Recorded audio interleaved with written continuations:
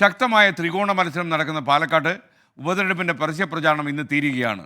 അവസാനഘട്ട വോട്ടുറപ്പിക്കാനുള്ള ഓട്ടത്തിൽ തന്നെയാണ് സ്ഥാനാർത്ഥികളെല്ലാം. ഇന്ന് ഉച്ചയ്ക്ക് ശേഷം സ്റ്റേഡിയം ബസ് സ്റ്റാൻഡിലാണ് മൂന്ന് മുന്നണികളുടെയും കൊട്ടിക്കലാശം. നമുക്കൊപ്പം ആഷ്മി താജ് ഇബ്രാഹിം, ആർ ശ്രീജിത്ത്, തനീഷ് തമ്പി എന്നിവർ ചേരുകയാണ്. ആദ്യം ആഷ്മിയിലേക്ക്. ആഷ്മി, ഈ വലിയ തയ്യാറെടുപ്പുകളാണോ ഇപ്പോൾ അവിടെ പാലക്കാട് നടന്നുകൊണ്ടിരിക്കുന്നത്? വിവരങ്ങൾ. ഉറപ്പായും എസ് കെ എൻ, ഇത് നമുക്കറിയാം, ഇത് ഡുവോർ ഡേ ആണ് മൂന്ന് മുന്നണികൾക്കും. ഇവിടെ തോൽക്കുക എന്ന് പറയുന്നത് മൂന്ന് സ്ഥാനാർത്ഥികൾക്കും അവർക്ക് ചിന്തിക്കാൻ പോലും വയ്യാത്ത സാഹചര്യമുണ്ട്. അതിന് പല കാരണങ്ങളുണ്ട്. യു ഡി എഫിനാകുമ്പോൾ ഷാഫി പറമ്പിലിന്റെ രാജിയോടുകൂടി ഉണ്ടാകും ഉപതെരഞ്ഞെടുപ്പ്. തോറ്റു കഴിഞ്ഞാൽ വലിയ പ്രശ്നമുണ്ടാകും. എൽ ഡി എഫിനും സരനെ കൊണ്ട് തോറ്റു കഴിഞ്ഞാൽ വലിയ പ്രശ്നമുണ്ടാകും. ബി ജെ പി കഴിഞ്ഞ തവണ കപ്പിനും ചുണ്ടിനുമിടയിൽ നഷ്ടപ്പെട്ടതാണ്. അത് നഷ്ടപ്പെട്ടാൽ അതിനും വലിയ പ്രശ്നമുണ്ടാകും. അങ്ങനെ തോൽവി ഉണ്ടായിക്കഴിഞ്ഞാൽ വലിയ ഭൂകമ്പങ്ങൾ ഉണ്ടാകും എന്നുള്ളത് കൊണ്ട് തന്നെ ജയിച്ചേ മതിയാവുകയുള്ളൂ. അതിന്റെ ചൂടും വീറും വാശിയുമൊക്കെ നമ്മൾ കഴിഞ്ഞ 23 നാളുകളിൽ കണ്ടതാണ്. അതിന്റെ ഒരു പരിസമാപ്തിയിൽ എത്തുന്ന എസ് കെ എൻ കാര്യങ്ങൾ. ഇന്ന് വൈകിട്ട് ആവേശകലാശം. ഈ മൂന്ന് മുന്നണികളും അത് കേവലം അവരുടെ പ്രചരണ പരിസമാപ്തി എന്ന നിലയ്ക്കല്ല കാണുന്നത്. അവർ കാണുന്നത് അവരുടെ ശക്തി പ്രകടനം എന്നതിൽ കാണാൻ പോകുന്നു. ഞങ്ങളുടെ സ്ഥാനാർത്ഥിക്ക് എന്തുകൊണ്ട് പാലക്കാട്ടുകാർ വോട്ട് ചെയ്യണം എന്നുള്ളതിന്റെ ദൃഷ്ടാന്തമാക്കാൻ പോകുന്നു മൂന്ന് മുന്നണികളും അവരുടെ കൊട്ടിക്കലാശം.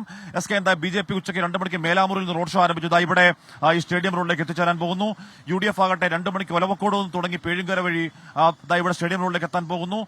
എൽ ഡി എഫ് ആകട്ടെ ഇൻഡോർ സ്റ്റേഡിയത്തിന് അടുത്ത് തുടങ്ങി സുൽത്താൻപേട്ട സിഗ്നൽ വഴി ഇങ്ങോട്ടേക്ക് എത്തിച്ചേരാൻ പോകുന്നു. അപ്പോൾ മൂന്ന് മുന്നണികളുടെയും അവരുടെ സംഗമ കേന്ദ്രം സ്റ്റേഡിയം ജംഗ്ഷൻ തന്നെയാകുന്നു. അപ്പോൾ മൂന്ന് കൈവഴികളിൽ വന്നൊരു രാഷ്ട്രീയത്തിന്റെ മഹാസമുദ്രം നമുക്ക് വൈകുന്നേരം ഇവിടെ കാണാം. അതിന്റെ പരമാവധിയിലേക്ക് എസ് കെ നമ്മൾ അല്പസമയം മുൻപ് സംസാരിക്കുമ്പോൾ ഒരാൾ പറയുന്നുണ്ടായിരുന്നു, യു ഡി എഫിനകത്ത് യു ഡി എഫിനെതിരെ വോട്ട് ചെയ്യാൻ നിൽക്കുന്ന പ്രവർത്തകരുണ്ട്, എൽ ഡി എഫിനകത്ത് എൽ ഡി എഫിനെതിരെ വോട്ട് ചെയ്യാൻ നിൽക്കുന്ന പ്രവർത്തകരുണ്ട്, എൻ ഡി എക്കകത്ത് ബി ജെ പിക്കെതിരെ വോട്ട് ചെയ്യാൻ നിൽക്കുന്ന പ്രവർത്തകരുണ്ട്. അങ്ങനെ മൂന്ന് മുന്നണികൾക്കും അതൃപ്തികളും അസംതൃപ്തികളും വിയോജിപ്പുകളും ഒക്കെ ഉണ്ട്. അപ്പോൾ വോട്ടുകൾ അങ്ങോട്ടും ഇങ്ങോട്ടൊക്കെ മാറിയാൽ ആര് ജയിക്കും, ആര് വാഴും, ആര് വീഴും എന്നതിനെ കുറിച്ചൊക്കെയുള്ള പ്രവചനാതീത കാര്യം ഇവിടെ നിൽക്കുന്നു. എന്തായാലും അവസാന ദിവസത്തിലേക്ക് എത്തുമ്പോൾ കാര്യങ്ങൾ മറിയുമ്പോൾ സന്ദീപ് വാര്യരുടെ അല്ലെങ്കിൽ കളം മാറ്റം അടക്കമുള്ള കാര്യങ്ങൾ വലിയ സജീവ ചർച്ചയായി നറേറ്റീവായി മാറുന്നു. ഇനി ഏതെങ്കിലും ട്വിസ്റ്റുകൾ പി സരിന്റെ വരവിലൂടെ തുടങ്ങിയ ട്വിസ്റ്റാണ് അത് സന്ദീപ് വാര്യരിലേക്ക് എത്തി നിൽക്കുന്നു. ഇനിയും ചില അപ്രതീക്ഷിതമായ കടന്നുവരവുകൾ കോൺഗ്രസിലേക്ക് ഉണ്ടാകുമെന്ന് ചില ഇൻസൈഡ് വാർത്തകൾ വരുന്നുണ്ട്. എസ് കെ അത് ആരാണെന്ന് ഇപ്പോഴും അറിയില്ല. വലിയ സസ്പെൻസ് നിൽക്കുന്നു. അങ്ങനെ അവസാന നിമിഷം ഏതെങ്കിലും ക്യാമ്പുകൾ അങ്ങോട്ടും ഇങ്ങോട്ടുമുള്ള മറുകണ്ഠം ചാടിക്കളി ഉണ്ടാകുമോ എന്ന കാര്യം നിൽക്കുന്നു. അത് ഏറ്റവും പ്രധാനമാണ്. അവസാന നിമിഷങ്ങൾ അതിനൊക്കെ ഈ പറഞ്ഞ വോട്ടിങ്ങിനെ സ്വാധീനിക്കുന്ന ഘടകങ്ങളാകുമോ എന്ന ആശങ്ക മുന്നണികൾക്കൊക്കെയുമുണ്ട്. ഒരു കാര്യം ഉറപ്പാണ് എസ് കെ, നമ്മൾ ഇതുവരെ കണ്ട പാലക്കാട് അതിന്റെ ചരിത്രത്തിൽ കണ്ട ലോക്സഭാ തെരഞ്ഞെടുപ്പുകൾ, നിയമസഭാ തെരഞ്ഞെടുപ്പുകൾക്കൊക്കെ വ്യത്യസ്തമായി ഏറ്റവും വീറും വാശിയും നിറഞ്ഞ പാലക്കാട് ചരിത്രം ഇതുവരെ കണ്ട വാശിയുള്ള പ്രചരണകാലം കഴിഞ്ഞു പോകുന്നു. പാലക്കാടൻ ചരിത്രം ഇതുവരെ കണ്ട ഏറ്റവും ആവശ്യമുള്ള കുട്ടിക്കലാശത്തിലേക്കാണ് ഈ ദിവസം മുന്നോട്ടേക്ക് നീങ്ങുന്നത്. നമ്മൾ സജ്ജമാണ് S K. Okay, thank you. ഇപ്പോൾ ഒരു വാർത്ത വരുന്നു. ആർ അരുൺ രാജാണ് വാർത്ത അറിയിക്കുന്നത്. കൊല്ലം കുന്നിക്കോട് കുറ്റിക്കോണത്ത് ചെരുപ്പ് ഗോഡൌണിന് തീപിടിച്ചു. ലക്ഷങ്ങൾ വില വരുന്ന ചെരുപ്പുകൾ കത്തി നയിച്ചു എന്ന റിപ്പോർട്ട്. മന്ന ഏജൻസി എന്ന സ്ഥാപനത്തിൻ്റെ ഗോഡൌണിലാണ് തീപിടുത്തമുണ്ടായത്. ഇന്ന് പുലർച്ചെ 1 മണിക്കായിരുന്നു സംഭവം. ഗോഡൌൺ പൂർണ്ണമായും കത്തിയമർന്നു. തീപിടുത്തത്തിൻ്റെ കാരണം ഇപ്പോഴും വ്യക്തമല്ല. ഇനി നമുക്കൊപ്പം ആർ ശ്രീജിത്ത് കൂടി ചേരുകയാണ്. ശ്രീജിത്ത്, യഥാർത്ഥത്തിൽ ഈ 3 സ്ഥാനാർത്ഥികളും കൊണ്ടുപിടിച്ച ഓട്ടത്തിലാണെന്ന് ഞാൻ മനസ്സിലാക്കുന്നു. കൂടുതൽ വിവരങ്ങൾ എന്തൊക്കെയാണ് ശ്രീജിത്ത്? എസ് കെ എൻ, സ്ഥാനാർത്ഥികൾ 3 പേരും രാവിലെ തന്നെ വലിയ തോതിലുള്ള പ്രചാരണ പരിപാടികളാണ്. ബി ജെ പി സ്ഥാനാർത്ഥി സി കൃഷ്ണകുമാർ ഗൃഹസമ്പർക്കത്തിലും ഒപ്പം തന്നെ പ്രധാനപ്പെട്ട വ്യക്തികളെ കാണുന്ന തിരക്കിലുമാണ്. രാഹുൽ മാങ്കൂട്ടത്തിലും ഇത്തരത്തിൽ ശക്തമായ പ്രചാരണത്തിലുണ്ട്. വ്യക്തികളെ കാണാനും ചില സ്ഥലങ്ങളിൽ അവസാനം ഓടിയെത്തേണ്ട ചില സ്ഥലങ്ങളിലേക്ക് എത്താനുമാണ് സ്ഥാനാർത്ഥികളുടെ പരിശ്രമം. രാവിലെ എൽ ഡി എഫ് സ്ഥാനാർത്ഥി സരിൻ പ്രഭാത നടത്തുന്നതിനും അത് അങ്ങനെ നടത്തത്തിന് വരുന്ന ആളുകളെ കാണാനുമാണ് സമയം ചെലവഴിച്ചത്. ഇനി പ്രചാരണം മുറുകുകയാണ്. രാവിലെ 10 മണിക്ക് CPIM എൽ ഡി എഫിൻ്റെ നേതൃത്വത്തിൽ കളക്ടറേറ്റിലേക്ക് ഒരു മാർച്ച് സംഘടിപ്പിക്കുന്നുണ്ട്. പാലക്കാട് 2700 പരം ഇരട്ട വോട്ടുകൾ, വ്യാജ വോട്ടുകൾ ചേർത്തിട്ടുണ്ട് എന്ന ആരോപണമാണ് CPIM എൽ ഡി എഫും മുന്നോട്ട് വെക്കുന്നത്.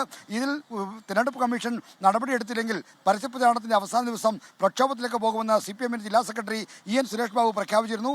ആ പ്രഖ്യാപനത്തിൻ്റെ ഭാഗമായി ഇന്ന് രാവിലെ 10 മണിക്ക് കളക്ടറേറ്റിലേക്കുള്ള മാർച്ച് നടക്കാൻ പോവുകയാണ്. CPIM എല്ലാ പ്രധാനപ്പെട്ട നേതാക്കളും ഈ മാർച്ചിലും അപ്പം പ്രവർത്തകരും അണിചേരും. അങ്ങനെ പരസ്യപ്രചാരണത്തിൻ്റെ അവസാന ദിവസം ഒരു പ്രക്ഷോഭത്തിൻ്റെ സമരത്തിൻ്റെ ദിവസം കൂടിയാക്കി മാറ്റുകയാണ് LDF. അതും തെരഞ്ഞെടുപ്പ് കമ്മീഷന്റെ തെറ്റായ നയങ്ങൾ ചൂണ്ടിക്കാണിച്ചിട്ടുള്ള സമരം എന്ന് വരുമ്പോൾ അത് BJPക്കും കോൺഗ്രസിനുമെതിരായ ഒരു പ്രചാരണം കൂടിയായി മാറുന്നു. തൊട്ടടുത്ത പഞ്ചായത്തായ കൊടുമ്പ് പഞ്ചായത്തിലെ വോട്ടർമാരെ കണ്ണാടി പഞ്ചായത്തിലേക്ക് വോട്ട് ചേർക്കാൻ കോൺഗ്രസ് നേതാക്കൾ ശ്രമിച്ചു എന്ന ആരോപണമാണ് CPM ഉയർത്തിയത്. BJPയും സമാനമായ ആരോപണം ഉയർത്തുന്നുണ്ട്. എന്നാൽ കോൺഗ്രസ് ഇത് പാടെ നിഷേധിക്കുന്നു. വോട്ട് ചേർക്കുന്നത് തങ്ങളുടെ പ്രവർത്തകരുടെ മിടുക്കാണ് എന്ന തരത്തിലുള്ള പ്രതികരണമാണ് കോൺഗ്രസ് നേതാക്കൾ പറയുന്നത്. എന്തായാലും വോട്ട് ചേർക്കലുമായി ബന്ധപ്പെട്ട് ബന്ധപ്പെട്ട വിവാദത്തിൻ്റെ അലയൊലികൾ അവസാന ദിവസവും പ്രതിഫലിക്കും. അതിൻ്റെ നേർ സാക്ഷ്യമായിരിക്കും ഇന്ന് രാവിലെ 10 മണിക്ക് നടക്കാൻ പോകുന്ന collectorate march. Okay, thank you. R ശ്രീജിത്താണ് വിവരങ്ങൾ നൽകിയത്. കരീം പി പറയുന്നു, ഈ പാലക്കാട് തെരഞ്ഞെടുപ്പിൽ ചാനലുകൾ തമ്മിലുള്ള മത്സരവും ഇഞ്ചോടിഞ്ച് തന്നെയാണ്. ആര് ജയിക്കുമെന്ന പ്രേക്ഷകർ ഉറ്റുനോക്കുകയാണ്. സത്യത്തിൽ ആരും ജയിക്കാൻ പോകുന്നില്ല. ഇപ്പോൾ സമയം 8 മണി കഴിഞ്ഞ് 58 മിനിറ്റും 46 സെക്കൻഡും. ഇനി തനേഷ് തമ്പി കൂടി ചേരുന്നു. പാലക്കാട്ടെ രാഷ്ട്രീയ ചൂട് അതിൻ്റെ ഉഷ്ണമാഭിനിയിൽ ഉയരുകയാണ് എന്നാണ് നമുക്ക് മനസ്സിലാക്കാൻ കഴിയുന്നത്. തനേഷ്, ഈ ചൂട് എവിടെ വരെയായി? SKN കൊടുങ്കാറ്റിന് മുൻപിലുള്ള ഒരു ശാന്തതയാണ് ഈ പകലിൽ. കാരണം അല്പസമയത്തിനകം തന്നെ അണികളാകെ തെരുവിലേക്ക് ഇറങ്ങുന്ന കാഴ്ചയ്ക്ക് പാലക്കാട് സാക്ഷ്യം വഹിക്കും.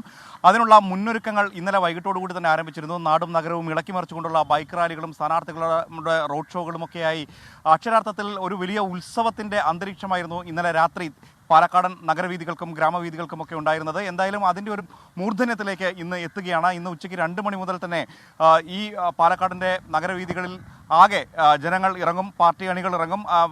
ഇതിൻ്റെ ഒരു സെൻട്രൽ പോയിന്റ് എന്ന് പറയുന്നത്, കേന്ദ്രം എന്ന് പറയുന്നത് മുനിസിപ്പൽ സ്റ്റേഡിയം ആയിരിക്കും. അവിടെ നിന്ന് അവിടേക്ക് എത്തുന്ന 3 റോഡുകൾ, ആ 3 റോഡുകളിലും ഓരോ പാർട്ടികൾ, അതായത് NDA, ഒപ്പം തന്നെ UDF, LDF, അങ്ങനെ ആ അണികൾക്ക് ഓരോ റോഡുകളാണുള്ളത്. അതിൻ്റെ നടുവിൽ എല്ലാ സ്ഥാനാർത്ഥികളും എത്തിച്ചേരുന്ന ഒരു മനോഹരമായ കാഴ്ചയ്ക്ക് ഇന്ന് സാക്ഷ്യം വഹിക്കും. ഒരു രാഷ്ട്രീയ പൂരത്തിന് തന്നെയാണ് ഇന്ന് കൊടിയേറാൻ പോകുന്നത് എന്ന് നമുക്ക് നിസ്സംശയം പറയാം. കാരണം അത്രത്തോളം രാഷ്ട്രീയ വിവാദങ്ങളുടെ, അപ്രതീക്ഷിത ട്വിസ്റ്റുകളുടെ ഒക്കെ ഒരു കലവറയായിരുന്നു ഈ ഒരു തെരഞ്ഞെടുപ്പ് കാലം എന്ന് പറയുന്നത്. കാരണം ഒരു നിമിഷം പോലും വിശ്രമിക്കാൻ ഇവിടെയുള്ള മാധ്യമപ്രവർത്തകർക്കോ രാഷ്ട്രീയ പ്രവർത്തകർക്കോ ഒന്നും കഴിയാത്ത രീതിയിൽ ഒന്ന് ചിന്തിച്ചു തുടങ്ങുമ്പോഴേക്കും അടുത്ത വിഷയം അല്ലെങ്കിൽ അടുത്ത വിവാദം വരുന്ന തലത്തിലേക്കാണ് കാര്യങ്ങൾ പോയിരുന്നത്. അത് എണ്ണിയാലൊടുങ്ങാത്തത്ര. അതായത് പി സരിൻ കോൺഗ്രസ് വിട്ട് CPIMലേക്ക് വരുന്നത് മുതൽ തുടങ്ങുന്നു ട്വിസ്റ്റുകൾ. അതിനു മുൻപ് സാധാരണഗതിയിലുള്ള ഒരു തെരഞ്ഞെടുപ്പ് ചേലക്കരയിൽ നിന്നും വ്യത്യസ്തമല്ല, വയനാട്ടിൽ നിന്നും വ്യത്യസ്തമല്ല, പാലക്കാട് എന്നുള്ള നിലയിലായിരുന്നു കാര്യങ്ങൾ പോയിരുന്നത്. മുൻപൊക്കെ ഉണ്ടായിരുന്നതുപോലെ ഒരുപക്ഷെ NDAയും UDFും തമ്മിലുള്ള നേരിട്ടുള്ള മത്സരം അവിടെ LDFന് അത്രത്തോളം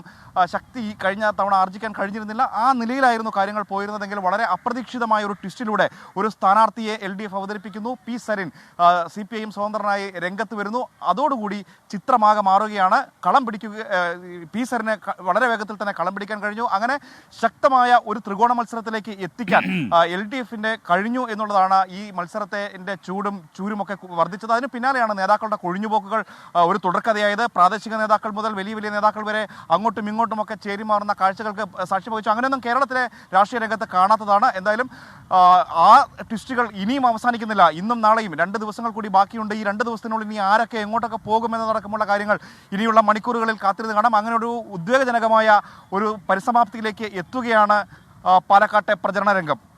SKN. Thank you Thanesh Thampi.